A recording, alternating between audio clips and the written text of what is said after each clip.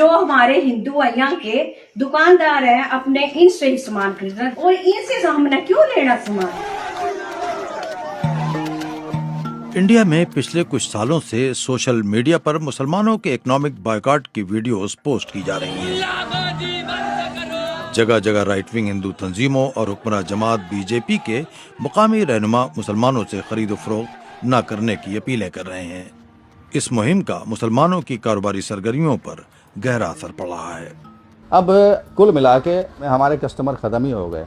ये चला दी कि भाई होटल मोमडनों के हैं, ये खाने में पेशाब कर देते हैं, खाने में गलत आइटम मिलाते हैं। तो हमने धीरे धीरे जब हमारा काम ख़त्म हो गया तो हमने कुल मिला के होटल बेच ही दिया।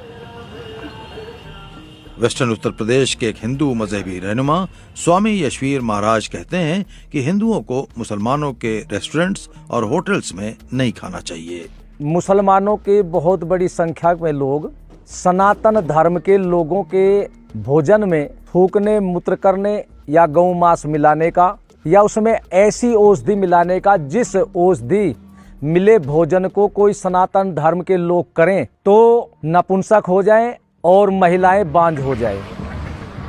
बाज रियासतों में स्लॉटर हाउसेस और मुसलमानों की मिल्कियत वाले मीट प्लांट्स गैर कानूनी कहकर बंद कर दिए गए हैं।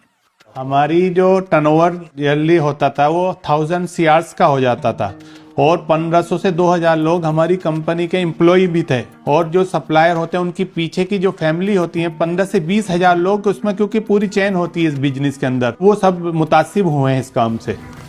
ऑल इंडिया जमीयतुल कुरैश के जनरल सेक्रेटरी हाजी यूसुफ कुरैशी कहते हैं कि ये एक पॉलिसी के तहत किया जा रहा है। पॉलिसी यूं लगता है कि एकदम सरकार बनते ही इसी कारोबार पर तय किया गया और क्योंकि इनको मालूम था जो इनको ज़र मुबादला आ रहा है, फॉरेन करेंसी आ रही है, इनको आ रही है, इनमें खुशहाली आ रही है, इनके लिविंग ऑफ स्टैंडर्ड बढ़ रहा है, इनमें एजुकेशन आ रही है, तो ये इनको नापसंद था।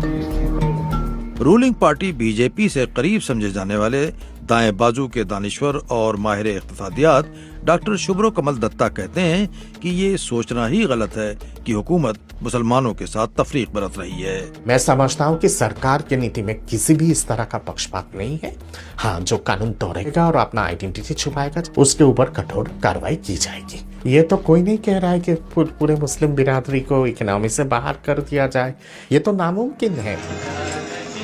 कुंभ मेले में मुसलमानों पर पाबंदी की साधुओं की कॉल हो, दुकानों पर नाम लिखने का हुक्म या सोशल मीडिया पर मुसलमानों के इकोनॉमिक बायकॉट की मुहिम, हुकूमत की मुकम्मल खामोशी से इन अनासिर को हौसला मिला है और मुसलमानों की कारोबारी मुश्किलात बढ़ गई हैं।